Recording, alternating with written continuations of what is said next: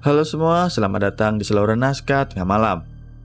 Pada kesempatan kali ini, kita akan mendengarkan sebuah cerita dengan judul Kisah Horor di Pondok Pesantren. Untuk itu, jangan lupa menutup pintu, matikan lampu, dan tarik selimutmu. Pada dasarnya, semua tempat yang ada di bumi ini bisa dibilang pasti memiliki penghuni lain selain kita. Sudah menjadi hal biasa juga jika kita sering mendengar cerita-cerita horor, mulai dari sekolah bekas rumah sakit ataupun bekas kuburan. Tak heran pula, remaja zaman sekarang sudah terbiasa dengan adanya hal-hal yang berbau mistis. Seperti hal yang aku alami saat mondok dulu. Memang jika mendengar kata pondok pesantren, mungkin sebagian orang akan berpikir bahwa pondok pesantren itu tempat yang damai dan adem suasananya. Tidak mungkin terdapat hal-hal yang berbau mistis.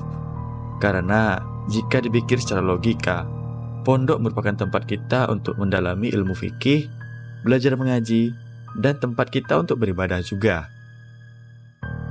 Namun, bagi sebagian orang yang percayai adanya hal gaib, mungkin tidak akan berpikir demikian. Seperti aku contohnya. Aku adalah tipe orang yang bisa dibilang percaya dengan adanya hal gaib. Karena jujur saja, hal yang membuatku percaya akan adanya setan dan semacamnya itu diawali saat aku kelas 10 SMA.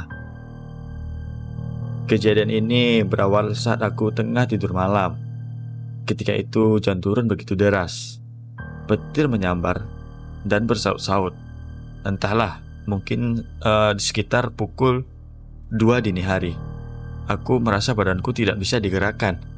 Sekujur badanku kaku. Keringat keluar tanpa henti. Nafasku sesak, dada seperti tertimpa sesuatu yang berat.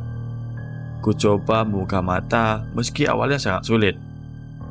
Saat aku berhasil membuka mata, betapa terkejutnya aku.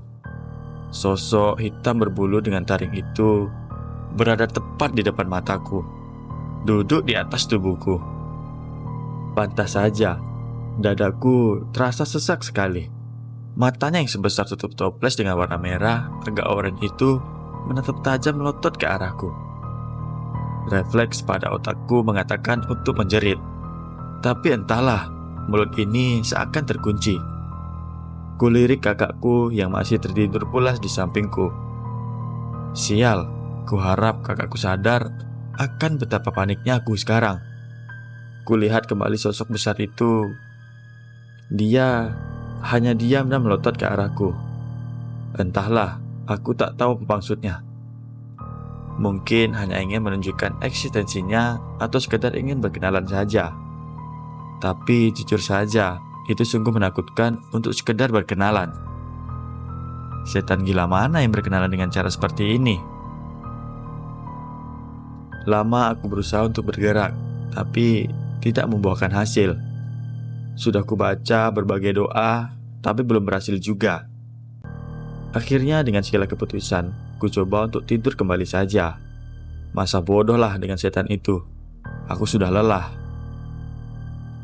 Esoknya aku terbangun dengan badan basah, penuh seperti terguyur air. Setelah kejadian itu, aku merasa diriku mulai sensitif akan hal-hal seperti itu. Di sekolah, terkadang aku melihat mereka, walaupun hanya sekelebat bayangan saja. Namun, setelah lulus SMA, aku mulai merasa biasa kembali. Tidak ada bayangan sosok seperti mereka lagi. Berlanjut saat awal masuk kuliah. Hari itu tanggal 17 Oktober 2021, aku memutuskan untuk berkuliah sambil mondok. Pondokku terletak dekat dengan kampusku. Tapi bukan hanya itu alasan untuk mondok. Ada alasan lain, salah satunya karena aku anak beasiswa KIP dan diwajibkan untuk mondok sekitar 1 tahun lah. Awal masuk pondok ini aku merasa biasa saja. Bangunan yang masih baru, jadi juga terkesan lebih modern daripada pondok-pondok pada umumnya. Mungkin mirip kos-kosan daripada pondok pesantren sih.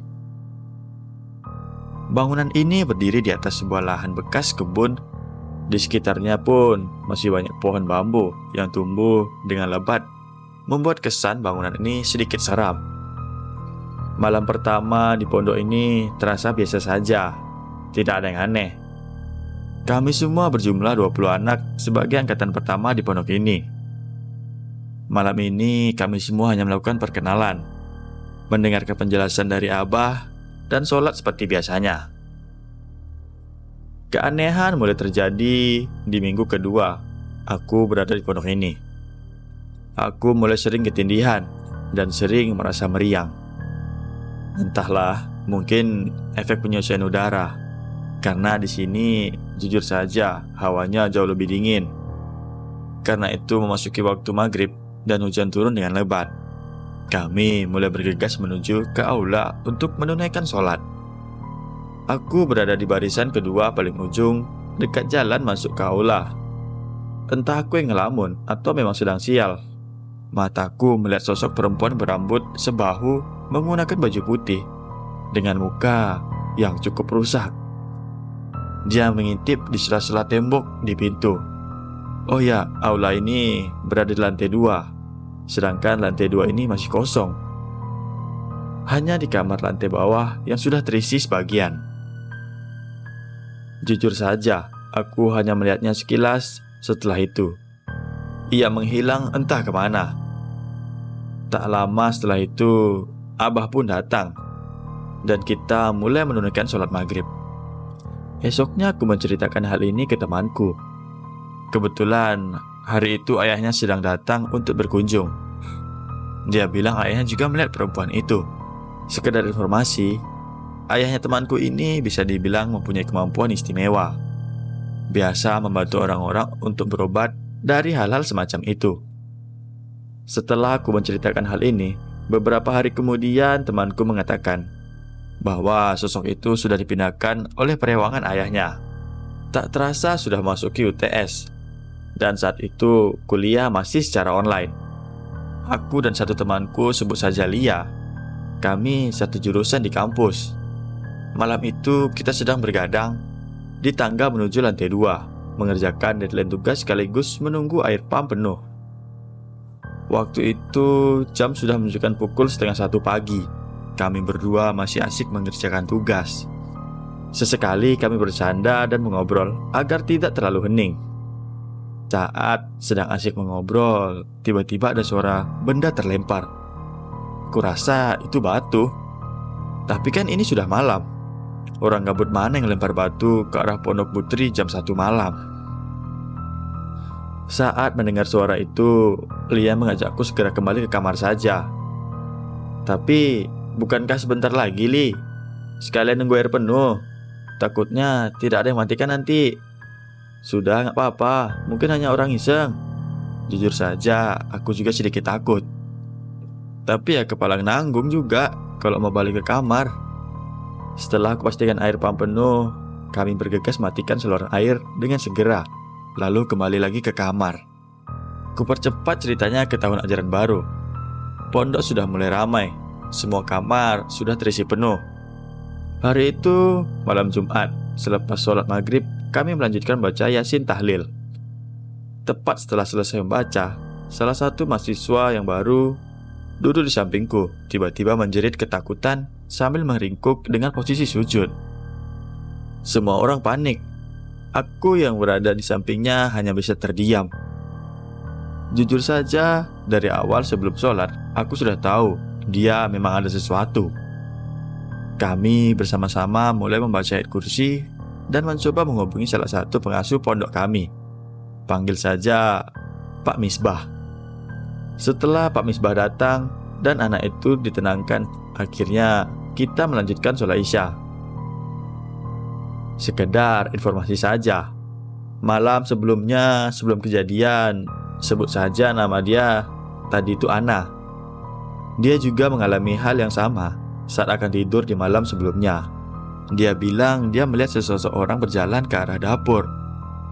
Awalnya Ana kira itu aku, karena memang aku sering ke dapur malam-malam hanya untuk membuat mie. Namun kubantah hal itu, karena memang malam sebelumnya aku tidur cepat dari biasanya. Memang sebelum kejadian itu Ana sudah merasakan hal aneh di hari sebelum-sebelumnya. Bisa dikatakan anak ini anak istimewa. Dia sudah bisa melihat hal seperti itu dari kecil. Katanya sih keturunan. Berlanjut ke beberapa bulan selanjutnya, salah satu teman kami, sebut saja Ani. Ani saat itu baru pulang dari kampus karena ada kegiatan. Waktu menunjukkan pukul 6:30 malam. Ia yang waktu itu hendak masuk ke gerbang tiba-tiba berhenti. Di depannya berdiri sosok hitam besar seperti menghadang jalan masuk Ani. Beruntung saat itu ada temannya yang melihat perilaku aneh Ani. Mereka berdua langsung menuntun Ani untuk masuk ke dalam. Kata Ani, saat itu ia merasa campur aduk, ingin lari tapi tidak bisa. Badannya kaku seperti patung. Jujur saja dari sekian banyak cerita horor yang aneh itu, sekarang kami sudah mulai terbiasa. Belum lama ini aku dan teman sekamarku juga merasakan lagi. Awalnya kami sedang bermain HP. Temanku berkata ia mencium bau amis yang menyengat. Sebenarnya aku tidak terlalu sadar akan bau itu. Padahal pintu kamar kami masih terbuka lebar. Karena aku pikir mungkin itu hanya bau bangkai hewan. Tapi saat aku menyuruhnya untuk menutup pintu saja, bau itu mulai menyengat di hidungku. Tak ingin berpikir negatif, aku memutuskan untuk tidur saja. Karena memang jam sudah menunjukkan pukul 1 dini hari. Esok harinya temanku bercerita, tapi malam setelah kejadian itu dia pergi untuk buat mie di dapur. Namun saat ingin kembali ke kamar, ia melihat sosok permen candy di depan gerbang. Atau kita bisa bilang pocong. Awalnya temanku tidak sadar akan sosok itu, karena pada awalnya dia hanya melihat mata merah menyala di antara pohon pisang itu. Tapi semakin ditatap, mata merah itu semakin jelas bentuk dari sosok itu. Katanya jika melihat hantu, kita tidak boleh menatap tepat di matanya, karena hal itu bisa mengundang mereka. Dan benar saja, saat tidur temanku bermimpi didatangi sosok permen candy itu tepat di depan wajahnya.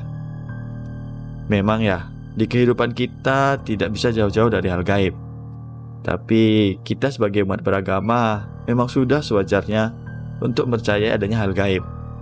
Terutama bagi umat muslim. Beriman kepada gaib termasuk salah satu dari kaidah Islam.